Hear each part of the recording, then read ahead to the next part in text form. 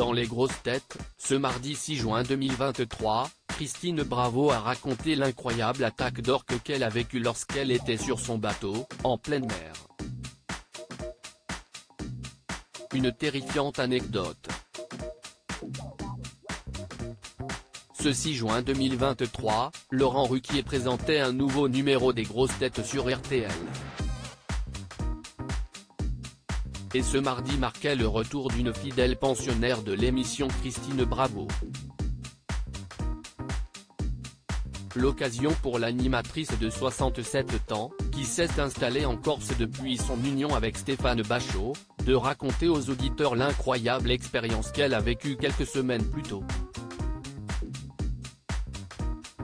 En voyage en bateau avec son mari, le couple a été attaqué par plusieurs orques.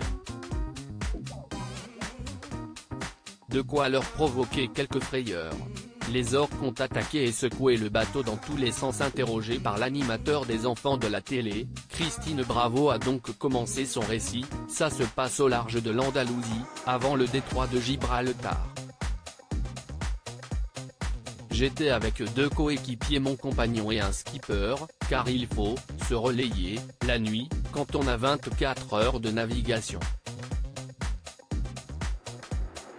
C'était le seul moyen d'aller en Corse quand on part de Bretagne. Et là, je vois des monstres marins. Il paraîtrait que quand l'orque est là, si est pour vous. Elles étaient en famille et apparemment elles attaquent quand l'une d'entre elles est blessée et donc elles apprennent à leurs petits, à se défendre, a commencé la présentatrice de Sous les jupons de l'histoire, maintes fois coupée par les blagues de ses camarades grosses têtes. Elles ont donc attaqué et secoué le bateau dans tous les sens. Elles lèvent le bateau, elles le secouent, elles jouent avec. Et toi, tu attends que ça passe. Ça a bien duré 45 minutes, a-t-elle ajouté. Mon mari a repris le gouvernail et mis les moteurs à fond. Fort heureusement, ni personne n'a été blessé, l'époux de Christine Bravo ayant réussi à les sortir de cette fâcheuse situation. Si moi qui était de garde, note de la rédaction, mon mari dormait, mais il est sorti.